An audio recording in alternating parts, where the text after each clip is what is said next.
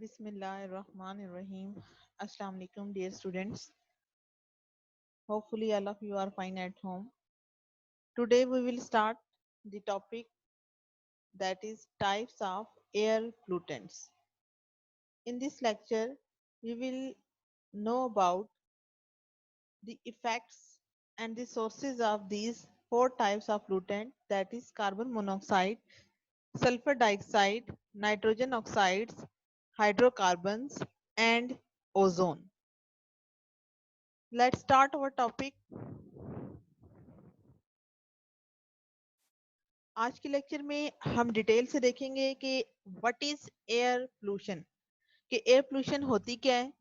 ठीक है, फिर उसके बाद हम ये देखेंगे कि how many types of two types of pollutant, that is primary pollutants and secondary pollutants. यानी प्राइमरी और सेकेंडरी पोल्यूटेंट्स की डेफिनेशन और इनके दरमियान में मेन डिफरेंस जो होता है या जो उनकी एग्जांपल्स हैं उनके हवाले से हम स्टडी करेंगे। Then we will move toward our next topic, that is carbon monoxide, और इस टॉपिक में हम उनके सोर्सेज और इफेक्ट्स को स्टडी करेंगे। In the same way nitrogen के ऑक्साइड, सल्फर डाइऑक्साइड, हाइड्रोकार्बन्स, यहाँ तक हम इन चारों मेन जो पोल्यूटेंट्स हैं इनको हम बहुत डिटेल के साथ जो है वो आज के लेक्चर में देखेंगे। उसके बाद एट द एंड आपको पढ़ाया जाएगा ओजोन के बारे में, और ओजोन की जितनी डिटेल आज के टॉपिक में आपको मिलेगी वो शायद ही किसी लेक्चर में आपको मिले ओजोन के हवाले से। इसमें बेसिक इसका इंट्रोडक्शन होगा कि ये एग्जिस्ट कहाँ करती है, इसकी डेफिनेशन क्या है, इसकी मेजरमेंट किस यूनिट के अंदर की जाती है, एज वेल एज जो है वो हम ये बताएंगे कि जो इसकी एग्जिस्टेंस है वो अर्थ के अंदर किस लेयर में, दैट इज स्ट्रेटोस्फेयर में जो है इसकी एग्जिस्टेंस होती है। इसी तरह हम ये देखेंगे नेक्स्ट टॉपिक में कि ओजोन जो है ये वर्क करता है एज अ पोल्यूटेंट के तौर पे, और इसके इफेक्ट हेल्थ के ऊपर बहुत ही ज्यादा नेगेटिव होते हैं, एज वेल एज ये प्लांट के लिए भी हार्मफुल है, और इसके अलावा ये रबड़ के ऊपर भी अटैक करता है। उसके बाद हम फिर देखेंगे कि ओजोन के का जो जिस ये रीजन में एग्जिस्ट करती है, ओजोन के बाहर जो लेयर्स हैं, दैट इज ट्रोपोस्फेयर, स्ट्रेटोस्फेयर या जो मीजोस्फेयर है, उनके अंदर टेम्परेचर की वेरिएशंस होती हैं। अब टेम्परेचर की वेरिएशंस क्यों होती हैं उनके अंदर भी हम इसको देखेंगे। एट द एंड जो हमारा लेक्चर होगा उसमें हम ये देखेंगे कि क्लोरोफ्लोरोकार्बन्स का क्या रोल होता है ओजोन के मॉलिक्यूल को डिस्ट्रॉय करने में, या ओजोन होल क्या होते हैं, इन सब के बारे में हम आज के लेक्चर में बहुत ही डिटेल से डिस्कस करेंगे। तो let's start our topic. First of all हम देखते हैं कि एयर पोल्यूटेंट्स क्या हैं। यानी जब भी आपके पास डेफिनेशन आए कि basically what is air pollutant या एयर पोल्यूशन होती क्या है, तो एयर पोल्यूशन को हम ये कहते हैं कि ऐसी कोई भी चीज जो कि एटमॉस्फेयर को पोल्यूट कर दे। अब क्वेश्चन ये राइज होता है कि एटमॉस्फेयर को क्या चीज पोल्यूट करती है। अब पोल्यूशन को हम किस कैटेगरी के अंदर डिस्कस करते हैं, तो हम ये कहते हैं कि जो पोल्यूटेंट होते हैं ये बेसिकली हार्मफुल सब्सटेंस होते हैं। यानी क्या होते हैं? हार्मफुल सब्सटेंस होते हैं जो कि बेसिकली डैमेज करते हैं हमारे इन्वायरमेंट को, as well as human health को, क्वालिटी ऑफ लाइफ को। यानी अगर कोई भी एयर के अंदर पाए जाने वाला पोल्यूटेंट डैमेज कर दे माहौल को, इंसान की हेल्थ को, या जो मयार जिंदगी है, चाहे वो एनिमल्स के लिए है, चाहे वो ह्यूमन बींग्स के लिए है, चाहे वो प्लांट्स के लिए है, अगर चारों जो ये फैक्टर्स हैं ये मिल के डिस्ट्रॉय करते हैं, तो हर वो चीज जो ऐसा रोल प्ले करेगी that is known as the pollutant, और इसको फिर हम एयर प्लूटेंट की कैटेगरी में डिस्कस करते हैं। Now we will see what is primary pollutants. So student, it is the most important topic, that is primary pollutant, कि how ये जो है क्वेश्चन जो है ये बोर्ड के पॉइंट ऑफ व्यू से इम्पोर्टेंट है, और ये many टाइम्स जो है वो बोर्ड के एग्जाम में भी आता है।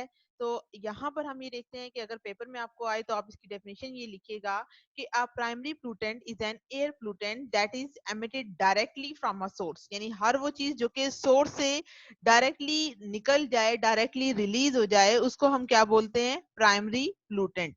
और प्राइमरी प्लूटेंट के अंदर जो वेस्ट प्रोडक्ट रिलीज होते हैं, यानी इसकी एक एग्जांपल आपके साथ डिस्कस की गई है कि प्राइमरी प्लूटेंट को हम ये कहेंगे कि जो डायरेक्टली माहौल के अंदर जो है वो शामिल हो जाएंगे। जैसे यहाँ देखें तो हम यहाँ देखते हैं कि ये एग्रीकल्चर है, एग्रीकल्चर से जो है वो वोलेटाइल ऑर्गेनिक कंपाउंड्स रिलीज होते हैं। इसी तरह फैक्ट्रीज हैं, ये जो व्हीकल्स हैं, या ये जो टाउन्स और होम्स हैं, या जहाँ पे खाना वगैरह कुकिंग किया जाता है घरों में, शहरों में, फैक्ट्रीज से जो है ये डिफरेंट टाइप्स की है, जो वॉल्केनोज है, एरोप्लेन है, इन सब से क्या होता है, ये सारे ऑक्साइड जो है वो हवा के अंदर क्या होते हैं, डायरेक्टली शामिल होते हैं। इट मीन इनकी प्रोडक्शन के लिए इनको किसी और चीज के साथ रिएक्ट नहीं करना पड़ता। ये वो तमाम चीजें हैं जो कि या तो इंडस्ट्री से या व्हीकल से या किसी भी सोर्स से एयर के अंदर डायरेक्टली इंक्लूड हो जाती हैं।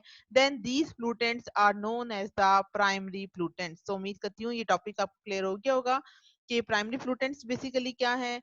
तो सेकेंडरी को भी हम आगे चल के देखेंगे।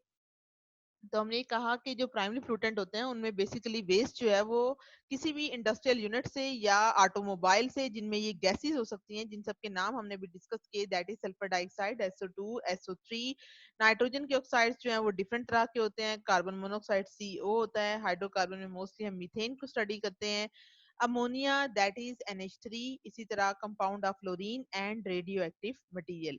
ये अगर जितने भी कंपाउंड हैं ये सारे के सारे किसी भी इंडस्ट्री से, किसी भी ऑटोमोबाइल से डायरेक्टली एयर में शामिल हो जाते हैं, और फिर इन सबको हम क्या बोलते हैं, प्राइमरी प्लूटेंट। यानी प्राइमरी का मतलब है जो फौरन से इब्तदाई तौर पर माहौल में शामिल हो जाएं। These are known as the primary प्लूटेंट।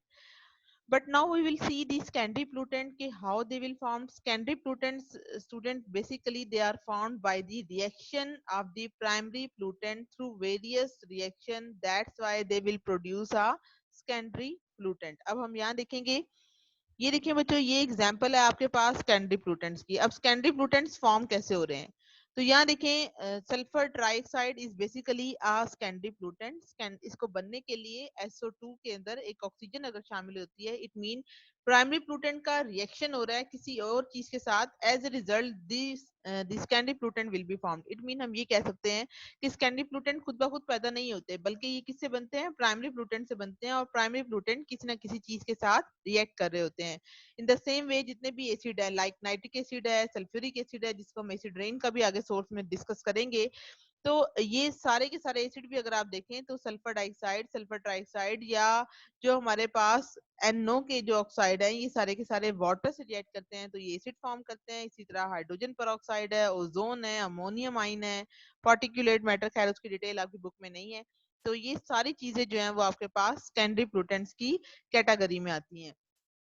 तो यहाँ पे हमने क्या देखा कि जो सेकेंडरी पोllutants होते हैं, they are basically those compound which are found by the reaction of the primary पोllutants। और इनकी एग्जांपल क्या है, H2SO4, कार्बोनिक एसिड का फार्मूला आप लोगों के लिए मैंने लिख दिया था, that is H2CO3, hydrofluoric acid that is HF, and the most important one is पर ऑक्सी एसिटाइल नाइट्रेट, जिसको हम बोलते हैं पैन।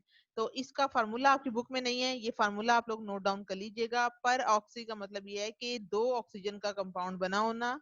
एसिटाइल कंपाउंड जो है वो CH3 C double bond O होता है, और नाइट्रेट जो है वो NO3 जो है वो बेसिकली होता है। लेकिन ये जो ऑक्सीजन है ये रोल प्ले करती है एज अ पर ऑक्सी कंपाउंड के तौर पे, तो इसको हम बोलते हैं पर ऑक्सी एसिटाइल नाइट्रेट। और इसकी एक करेक्टरिस्टिक ये होती है कि ये आइस के लिए बहुत ही ज्यादा चुभने का बाइस होता है। अक्सर आप लोगों ने नोट किया होगा कि जब स्मोक का इन्वायरमेंट होता है, और आजकल जो है वो लास्ट 2 ईयर से जो है वो हम इन चीजों को बहुत ज्यादा नोट कर रहे हैं कि स्मोक की फॉर्मेशन हमारे इन्वायरमेंट में ज्यादा हो गई है। क्यों ज्यादा हो गई है, बिकॉज देर आर पोल्यूशन जो है वो इन्वायरमेंट के अंदर इंक्रीज होती जा रही है एज ए रिजल्ट, जिसकी वजह से स्मोक की फॉर्मेशन होती है। और स्मोक में जो एक मेन कंपोनेंट है दैट इज पैन, यानी जिसको हम बोलते हैं पर ऑक्सी एसिटाइल नाइट्रेट। ये जो है वो आई इरिटेंट के तौर पे अपना रोल प्ले करता है। इसी तरह ओजोन को जो है वो हम सेकेंडरी पोllutant की कैटेगरी में देखते हैं। एल्डिहाइड जो कीटोन के कंपाउंड है, या इसके अलावा एक और कंपाउंड है जिसको हम बोलते हैं पर ऑक्सी बेंजोल। ये जो फार्मूला है ये वाला, ये फार्मूला है आपके पास पर ऑक्सी बेंजोल का। अभी कहते हैं तमाम कंपाउंड जो हैं वो टॉक्सिक हैं, और इनकी कंसंट्रेशन को एटमॉस्फेयर में क्या करना चाहिए, हमें कंट्रोल कर देना चाहिए। तो ये भी हमने डिस्कस कर लिया था। अब यहाँ देखें फर्दर आपको इस डायग्राम के जरिए एलैबोरेट किया गया है कि व्हीकल से देखें, फैक्ट्रीज की चिमनी से देखें, या जो वॉल्केनिक इरप्शन हो रही है, इन सब से डायरेक्टली प्राइमरी प्लूटेंट्स बनते हैं। और प्राइमरी प्लूटेंट्स की जब फर्दर रिएक्शंस होते हैं तो उनसे ये वाले जो सेकेंडरी प्लूटेंट्स होते हैं they will form. Now we will see one by one different types of primary pollutants. One of them is carbon monoxide, जिसको हम बोलते हैं ऑक्साइड ऑफ कार्बन। तो इसकी अगर आप स्टडी करें तो हम ये कहते हैं कि जो कार्बन मोनोऑक्साइड्स हैं they are the most toxic पोllutant, यानी कार्बन मोनोऑक्साइड के बारे में हम ये बात करते हैं कि it is the most toxic पोllutant which are exist in our environment. Second, इस कंपाउंड की कैरेक्टरिस्टिक ये होती है कि it is a colourless and odourless gas. देखें जो सल्फर के कंपाउंड्स होते हैं उनकी जो होती है अडर, वो काफी ज्यादा पंजेंट होती है, वो इरिटेटिंग होती है, वो हमारे गले में जो है वो प्रॉब्लम क्रिएट करती है, हमें फील होता है कि जैसे हमने कुछ हलक में खा लिया है। इन द सेम वे जो कार्बन के कंपाउंड्स होते हैं इनके साथ ऐसा कुछ नहीं है, यानी कार्बन मोनोऑक्साइड, जिसको हम दूसरे लफ्जों में साइलेंट किलर का भी नाम देते हैं, कि अगर जो है ये सफोकेशन का बायस बनती है तो इससे जो है वो इनकम्प्लीट कंबशन के प्रोसेस से इसकी फॉर्मेशन होती है। तो वहां पे ये फॉर्म हो जाता है क्योंकि इसकी कोई स्मेल नहीं है, इसका कोई कलर नहीं है, तो इसलिए हम इसको कहते हैं कि it is known as the silent killer and it is the most toxic पोllutant which are exist in our earth. तो उसके अलावा थर्ड इसकी कैरेक्टरिस्टिक ये है कि ये हवा से जो है वो 3 टाइम लाइटर होती है, और उसके अलावा ये इसकी सॉल्युबिलिटी वाटर में बढ़ती जाती है। अब हम देखेंगे कि कार्बन मोनोऑक्साइड के जराए क्या हैं, यानी ये पैदा किस तरह से होती है। तो यहाँ पे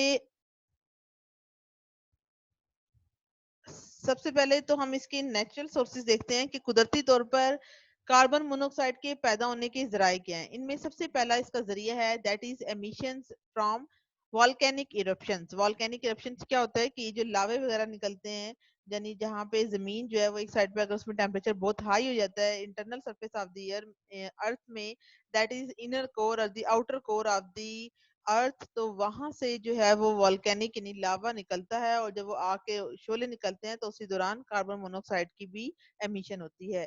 सेकंड, इसका जो नेचुरल सोर्स जो अल्लाह ताला ने पैदा किया है that is natural gas emission, यानी जहां से कुदरती गैस, जिसको आप सुई गैस या मीथेन गैस बोलते हैं, जो कि फॉर कुकिंग पर्पस के लिए इस्तेमाल की जाती है, तो at that time the formation of carbon monoxide will also take place. Third है जी oxidation of methane in the atmosphere. अभी आप आगे चल के देखेंगे फिर आपको क्लियर होगा कि मीथेन की जब ऑक्सीडेशन होती है then carbon monoxide will also form. उसके बाद जो इंसानों ने जो रोल प्ले किया है कार्बन मोनोऑक्साइड की फॉर्मेशन में, तो उसमें आप सबसे पहला आपको याद रखिएगा, ये जो ट्रांसपोर्टेशन या जो व्हीकल्स की से जो धुआं निकलता है वो तमाम ऑक्साइड्स की फॉर्मेशन में रोल प्ले करता है, यानी ये जो है वो मेन टारगेट है ह्यूमन एक्टिविटी का, जिससे कार्बन के ऑक्साइड, सल्फर के ऑक्साइड्स, नाइट्रोजन के ऑक्साइड्स, हाइड्रोकार्बन, ये सारे के सारे फ्यूल बर्निंग जो कि वेरियस टाइप्स ऑफ ट्रांसपोर्टेशन होती है, दैट इज मोटर व्हीकल्स यानी गाड़ियां हैं, रेलवे स्टेशन है, या जो हवाई जहाज जिसको हम एयरक्राफ्ट बोलते हैं, ये सारे के सारे जो है वो मेन सोर्स है प्लूटेंट का। और कार्बन मोनोऑक्साइड की प्लूटेंट में ये सारे जराए 75% जो है वो रोल प्ले करते हैं। सेकंड जो जरिया है ह्यूमन एक्टिविटी के जरिए कार्बन मोनोऑक्साइड का, they are from forest fires, यानी अगर आप जंगलात को आग लगा देते हैं या आप कोई भी फ्यूल बर्न करते हैं, जिनके अंदर फॉसल फ्यूल में कौन कौन से आते हैं, पेट्रोल आता है आपका, नेचुरल गैस आती है आपकी, या कोई भी ऑर्गेनिक कंपाउंड है, तो अगर आप इनको आग लगाते हैं फॉसल फ्यूल की बर्निंग से, या आप खेतों के अंदर कोई प्रोडक्ट है उसको अगर आप आग लगा रहे हैं, तो वहां से जो है वो आपके पास कार्बन मोनोऑक्साइड की फॉर्मेशन होती है। और ये भी एक बहुत बड़ा जरिया है that is emission from the industries. और जो भी इंडस्ट्रीज होती हैं ये भी अपना मेन रोल प्ले करती हैं, जिसके अंदर फ्यूल को जो है वो जलाया जाता है एयर के अंदर। और याद रखिएगा स्टूडेंट्स, ह्यूमन एक्टिविटीज में व्हीकल्स यानी ट्रांसपोर्टेशन और जो इंडस्ट्रीज की एमिशन है, इन सब के अंदर आपको ये तमाम जो दीगर आपके नाइट्रोजन, सल्फर या हाइड्रोकार्बन के पोllutant है वो आपको उन सब में कॉमन मिलेंगे। ठीक है, उसके बाद अगर आप ये देखें ये जो है वो डिफरेंट तरह के वो सोर्स हैं जो कि कार्बन मोनोऑक्साइड को जो है वो प्रोड्यूस करते हैं, तो ये डिफरेंट तरह के सोर्सेस थे, नेचुरल हमने देख लिए हैं। उसके बाद इंडस्ट्रीज से आपको बताया कि इंडस्ट्रीज अपना रोल प्ले करती हैं कार्बन मोनोऑक्साइड की फॉर्मेशन में, और जो जो इंडस्ट्रीज अपना रोल प्ले करती हैं ज्यादातर उनमें आयरन की इंडस्ट्री है। Steel industry, petrol industry, cement industry, brick kiln जो है वो हमारे एरियाज में बहुत कॉमन है, बिकॉज यहाँ पे जो है वो आपको ईंटों के भट्टे मिलते हैं। ठीक है, ब्रिक होती है ईंटें और किल्स होती है ये जो भट्टे जहाँ पे ईंटों को तैयार किया जाता है। इसी तरह पेपर एंड पल्प इंडस्ट्री यानी जो कागज बनाने की इंडस्ट्रीज हैं, इन ये सारी की सारी इंडस्ट्रीज जो है वो कार्बन मोनोऑक्साइड की फॉर्मेशन में अपना रोल प्ले करती हैं। उसके बाद कार्बन मोनोऑक्साइड का एक बहुत बड़ा जरिया है इनकम्प्लीट कंबशन है, यानी अगर कंबशन का प्रोसेस कंप्लीट नहीं होता है यानी इसको सफिशिएंट ऑक्सीजन नहीं मिलती है तो वहां पे कार्बन मोनोऑक्साइड की फॉर्मेशन होती है, या कार्बन डाइऑक्साइड की डिसोसिएशन आप करवाएं एट हाई टेम्परेचर पे तब भी कार्बन मोनोऑक्साइड प्रोड्यूस हो जाती है। सोर्सेस तो अब हमने देख लिए, अब हम देखेंगे कार्बन मोनोऑक्साइड का इफेक्ट। कि अभी हमने बात की कि कार्बन मोनोऑक्साइड जो है इसको हम क्या बोलते हैं कि they are known as the silent killer, यानी ये क्या किस चीज के तौर पे अपना रोल प्ले करता है, साइलेंट किलर के तौर पे अपना रोल प्ले करता है। और अगर आप ये देखें तो अभी हमने कहा कि ये एक हाईली पॉइजनस गैस है जो कि सफोकेशन काज करती है अगर आप इस कंपाउंड को इनहेल कर लें। तो होता क्या है कि फर्ज करें ये हमारे पास ह्यूमन ब्लड की एक आर्टरी है। ठीक है, इसके अंदर रेड ब्लड सेल्स हैं और रेड ब्लड सेल्स जो हैं वो आपको पता है इनके अंदर several hundred of haemoglobin molecules होते हैं जो कि क्या करते हैं इस ऑक्सीजन के मॉलिक्यूल को ट्रांसपोर्ट करते हैं। जहां जहां ये रेड ब्लड सेल बॉडी में मूव करते हैं इनके अंदर हीमोग्लोबिन होता है जो कि पूरी बॉडी को ऑक्सीजन ट्रांसपोर्ट करने का काम करता है। ये तो हो गया normal functioning. But what happen when carbon monoxide is present in our atmosphere in a large quantity?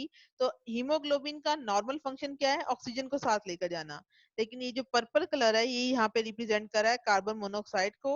और कहते हैं कार्बन मोनोऑक्साइड की कंपाउंड में एबिलिटी होती है कि वो क्या कर सकता है, हीमोग्लोबिन के साथ बॉन्ड फॉर्म कर सकता है। पहले यहाँ देखिए ये ब्लू कलर रिप्रेजेंट कर रहा है ऑक्सीजन को, ये तो नॉर्मल फंक्शनिंग हो गई।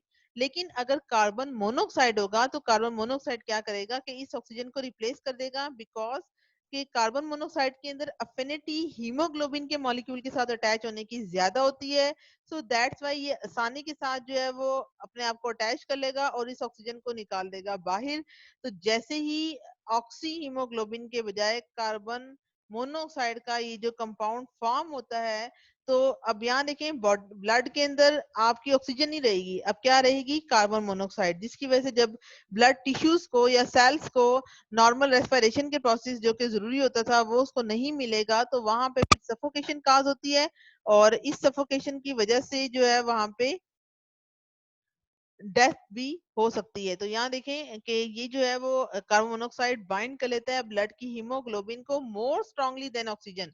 कि कार्बन मोनोऑक्साइड में ऑक्सीजन के मुकाबले में ज्यादा एफिनिटी होती है कंबाइन होने की और ये आसानी से एक्सक्लूड कर देता है ऑक्सीजन को, यानी ऑक्सीजन को बाहर निकाल देता है। सो एज ए रिजल्ट वहां पे सफोकेशन काज हो जाती है।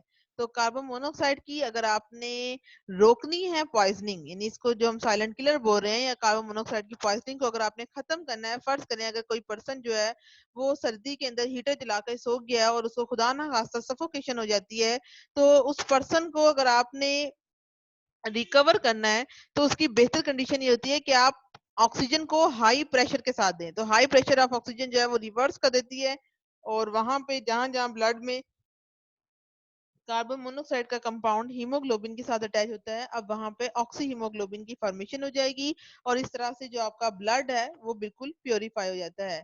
उसके बाद अगर आप इसकी हाई कंसंट्रेशन की बात करें तो हम ये कहते हैं कि इसके अंदर डिफरेंट तरह के इफेक्ट्स होते हैं। अगर मीडियम इफेक्ट हो तो उसकी एक सिम्टम में होती है सिवियर हेडेक, कंफ्यूजन हो सकती है, ड्रोजीनेस हो सकती है या फास्ट हार्ट बीट हो सकती है, फटीग हो सकती है, अनकॉन्शियसनेस हो सकती है।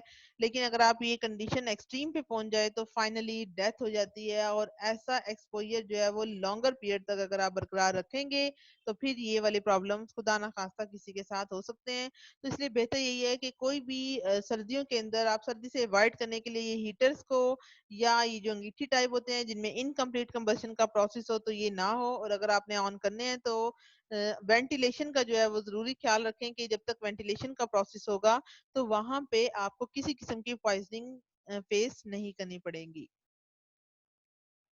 नंबर टू जो ऑक्साइड है दैट इज नाइट्रोजन के ऑक्साइड हैं और इनके अंदर भी नाइट्रोजन के ऑक्साइड में टू मेन ऑक्साइड आप पढ़ेंगे that is nitric oxide, NO को बोलते हैं नाइट्रिक ऑक्साइड और NO2 को हम बोलते हैं nitrogen die oxide.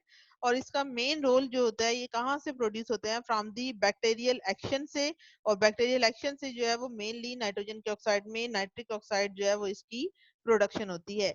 Second one जो ह्यूमन एक्टिविटी में हमने देखना है कि ये भी आपको बताया कि जितनी भी कंबस्शन ऑफ कोल है, ऑयल है, नेचुरल गैस या गैसोलीन, गैसोलीन आपको बताया था कि ये पेट्रोल के अंदर पाए जाने वाला एक मेन कंपोनेंट होता है और वहां पे गैसोलीन की प्रोडक्शन होती है। जैसे ही गैसोलीन वहां से प्रोड्यूस होती है तो ये दोनों ऑक्साइड्स जो होते हैं ये ऑक्सीडेशन ऑफ नाइट्रोजनस कंपाउंड जो कि फॉसिल फ्यूल्स में प्रेजेंट हो सकते हैं उनसे ये पैदा होते हैं और इनकी बर्निंग की वजह से इंटरनल कंबशन जो इंजन में होता है ये हाई टेम्परेचर पे रिएक्ट करके नाइट्रिक ऑक्साइड प्रोड्यूस करते हैं।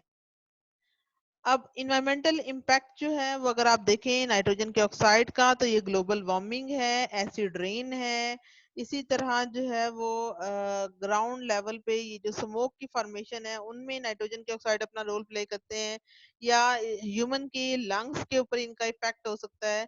तो ये डिफरेंट तरह के फैक्टर्स हैं। उसके बाद अगर आप नाइट्रोजन डाइऑक्साइड की फॉर्मेशन देखें तो नाइट्रोजन डाइऑक्साइड इस नाइट्रिक ऑक्साइड के रिएक्शन विद ऑक्सीजन के साथ जो है वो प्रोड्यूस होंगे।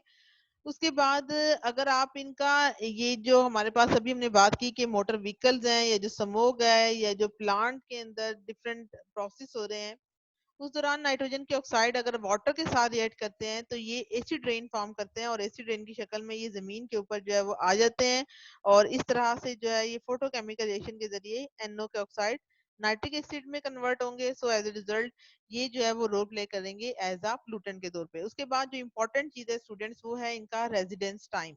रेजिडेंस टाइम का मतलब ये होता है कि कोई भी प्लूटेंट जो कि गैसियस स्टेट में है वो हवा में कितनी देर तक रहता है। तो इन कंपाउंड्स के रहने का टाइम 3 से 4 दिन तक है, यानी जो हमारे पास नाइट्रिक ऑक्साइड है वो 4 डेज रहता है और नाइट्रोजन डाइऑक्साइड जो है इसका रेजिडेंस टाइम एयर के अंदर 3 डेज है।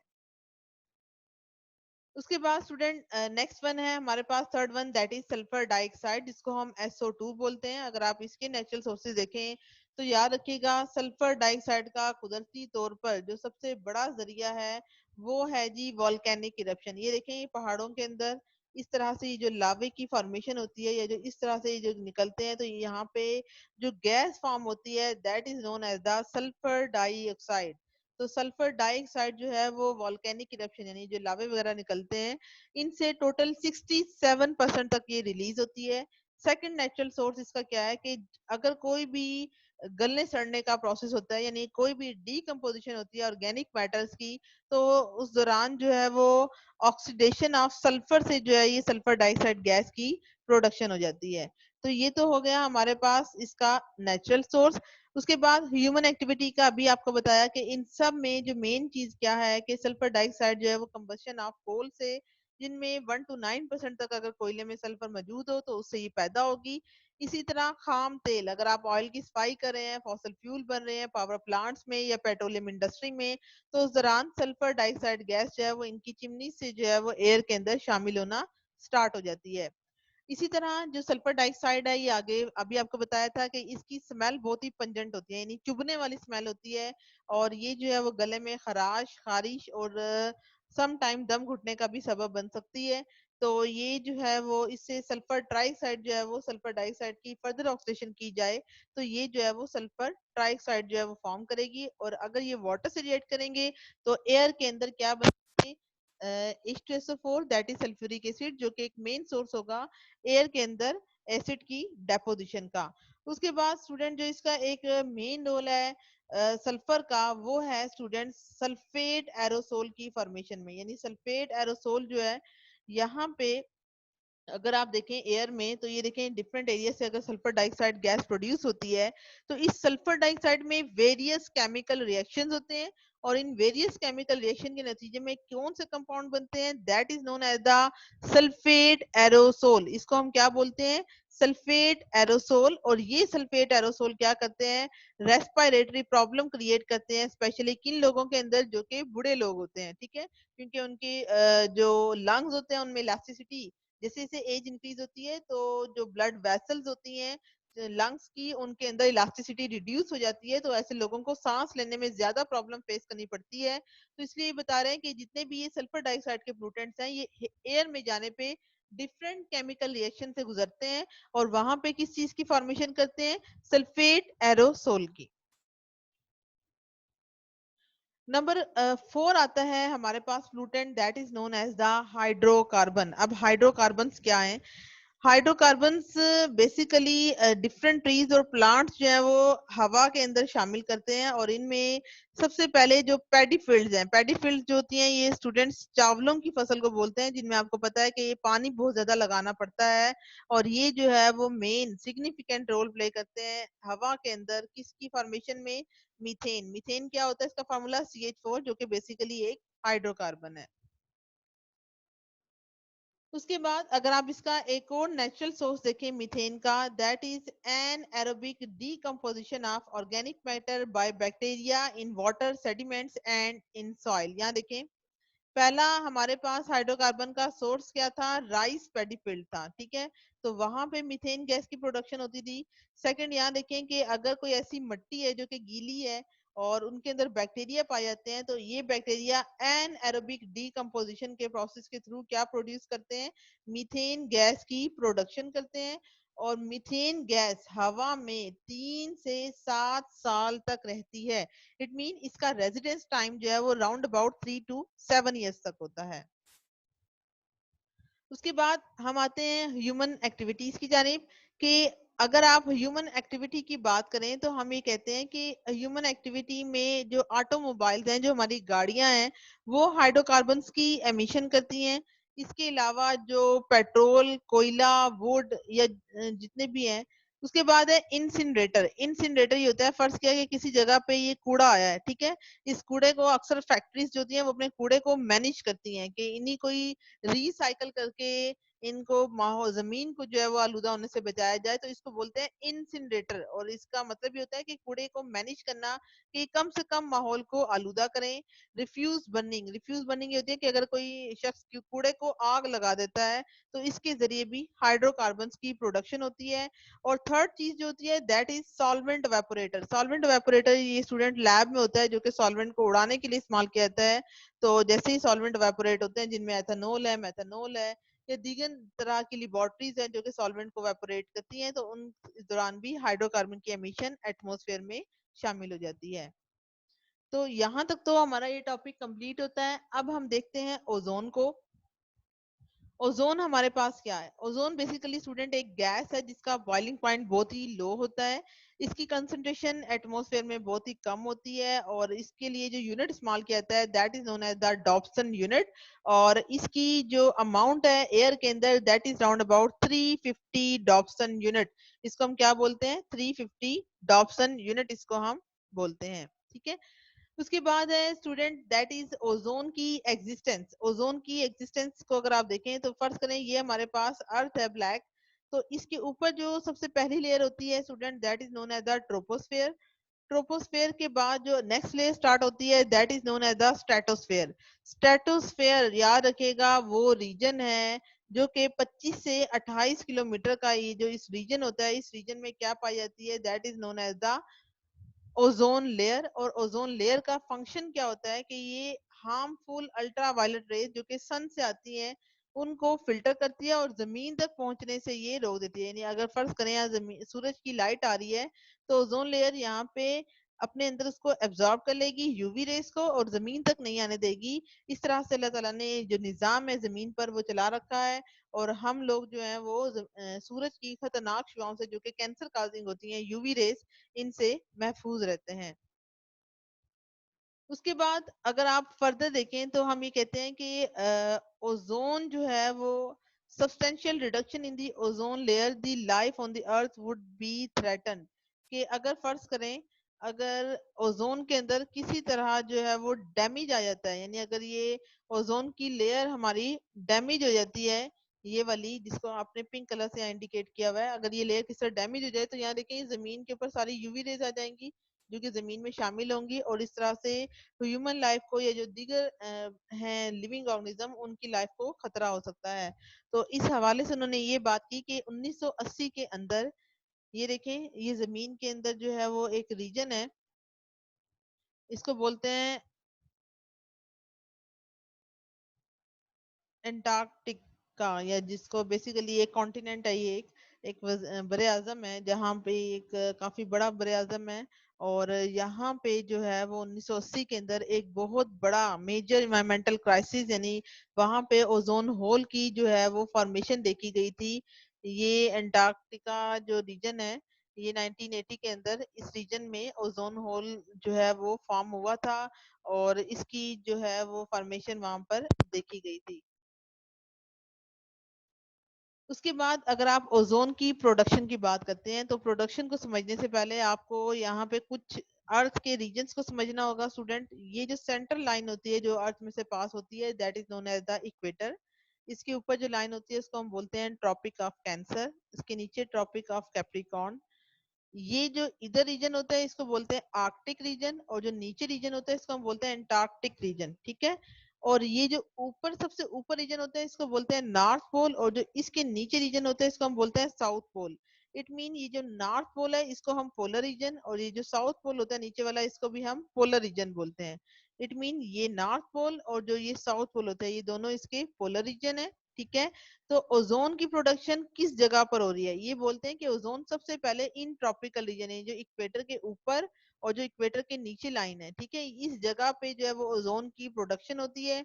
और इसकी production photochemical reaction of oxygen from where it is transported to the polar region, यानी पहले जो है वो ट्रॉपिकल रीजन में ओजोन बनती है, फिर यहाँ से ओजोन मॉलिक्यूल बनने के बाद आहिस्ता आहिस्ता मूव ऑन करते करते कहाँ पर पहुंच जाती है, इन पोलर रीजन्स की जानिब। उसके बाद कंसंट्रेशन ओजोन की स्ट्रेटोस्फेयर में is being depleted through various reaction not only above Antarctica but world wide.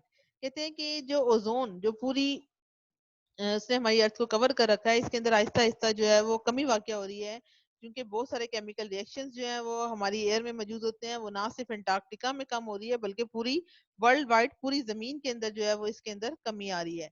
उसके बाद अगर आप ओजोन के इफेक्ट देखते हैं हमारी हेल्थ पे, तो हम ये कहते हैं कि ओजोन जो है वो एक सीरियस फ्लूटेंट है, और ये जो है वो डिफरेंट तरह की वेरियस हेल्थ प्रॉब्लम काज करता है, जिनमें नंबर 1 है आईज को डैमेज करना, यानी ओजोन जो है वो हमारी आईज को डैमेज करती है। एग्रावेट्स एस्थमा, यानी अगर किसी को लंग्स के अंदर ये एस्थमा जो है वो सांस की बीमारी है, ठीक है, जिसमें सांस वगैरह उगड़ता है, तो अगर ओजोन वहां मौजूद हो एनवायरनमेंट में, तो इस तरह से एस्थमा को ये मजीद बिगाड़ देता है।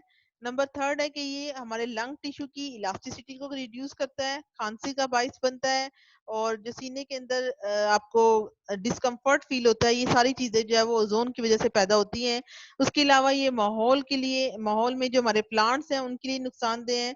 और ये दीगर मटेरियल लाइक रबड़ पर ये अटैक करता है, रबड़ की जो लचक है, ये जो पायदारी है उसको खत्म करता है, पेंट्स की अपीयरेंस को कम कर देता है, और जो हमारे फैब्रिक्स, जो हमारे कपड़े जो कलर शुदा होते हैं उनके कलर भी मध्यम कर देता है। तो ये सारे इफेक्ट्स जो हैं वो हमारे ओजोन के थे।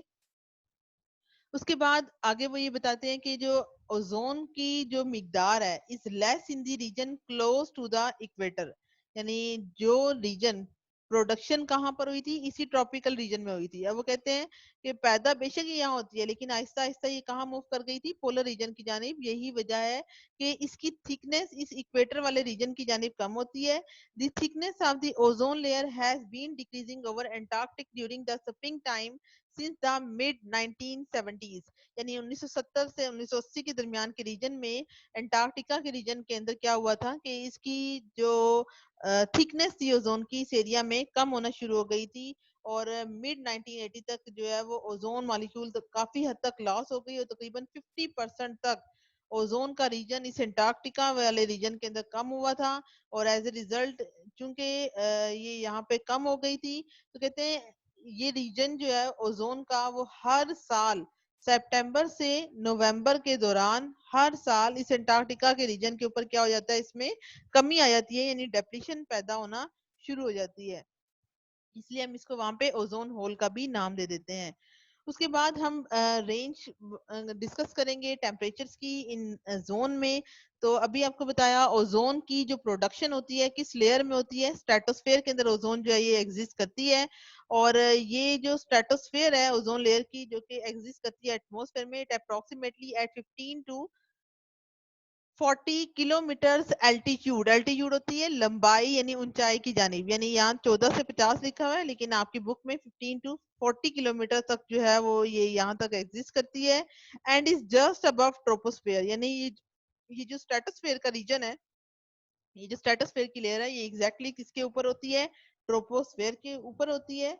और to an altitude of 0 to 15 kilometre from the earth, जो कि ट्रोपोस्फेयर की लेयर जमीन से 0 से 15 किलोमीटर तक है।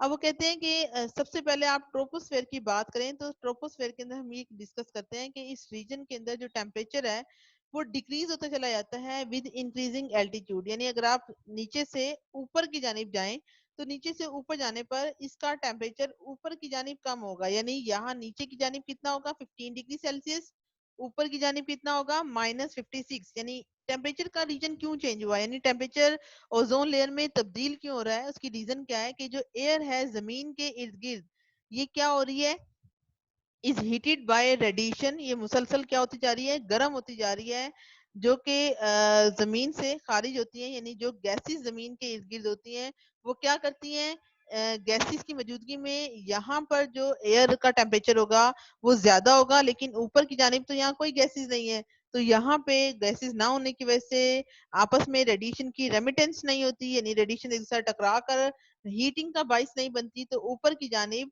टेम्परेचर जो है वो -56 तक चला जाता है, यानी बहुत ही ठंडा हो जाता है किसके अंदर, ट्रोपोस्फेयर रीजन में। यानी हमने क्या बात की कि जमीन के इर्द गिर्द जो है वो टेम्परेचर ज्यादा होगा, और जब जमीन से आप हाइट पर आएंगे ट्रोपोस्फेयर के अंदर तो वहां पे टेम्परेचर कम हो जाएगा। जमीन पर गर्म होने की रीजन क्या है, क्योंकि वहां पे रेडिएशन एक दूसरे के साथ टकरा के हीटिंग का बाइस बनती है। लेकिन अगर आप टेम्परेचर को डिस्कस करते हैं किस लेयर में, दैट इज स्ट्रेटोस्फेयर के रीजन में, यानी यही बात की थी कि सनलाइट क्या करती है, ये ओजोन लेयर है ब्लू कलर की जो कि सन की यूवी लाइट को एब्जॉर्ब करेंगी, और इस तरह से जो है इनका टेम्परेचर मेंटेन रहता है। लेकिन अगर आप ट्रोपोस्फेयर के बाद आते हैं किस लेयर में, स्ट्रेटोस्फेयर में, तो कहते हैं whereas the temperature in the stratosphere it increases with increase of altitude, यानी यहाँ -56 था, यानी यहाँ बहुत कम था, लेकिन जैसे आप ऊपर आएंगे तो टेम्परेचर इससे बेहतर हो जाएगा, यानी टेम्परेचर ऊपर की यानी बढ़ेगा, यानी -2 पर पहुंच जाएगा। ओजोन जो है वो एक मेन केमिकल स्पीशी है जो कि स्ट्रेटोस्फेयर में एग्जिस्ट करती है, और जो जिसका फंक्शन क्या है कि ये अपने अंदर एब्जॉर्ब करती है सूरज की यूवी लाइट को, और यूवी लाइट एब्जॉर्ब होने से इस रीजन का टेम्परेचर ऊपर की जानिब बढ़ जाता है। ठीक है, तो ये बात क्लियर होगी आपको। उसके बाद स्टूडेंट अगर आप इसको देखें,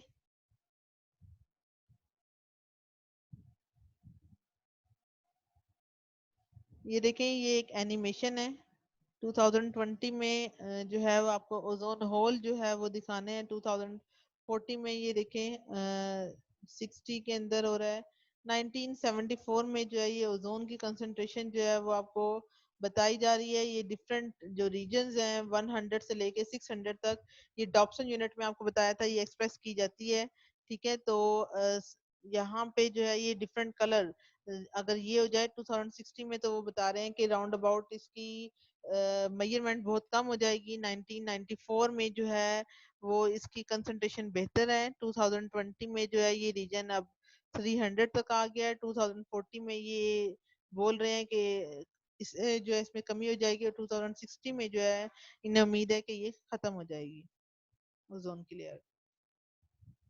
नेक्स्ट जो है जो most important and the last one topic है आज के लेक्चर का, that is role of chlorofluorocarbon in destroying the ozone molecule.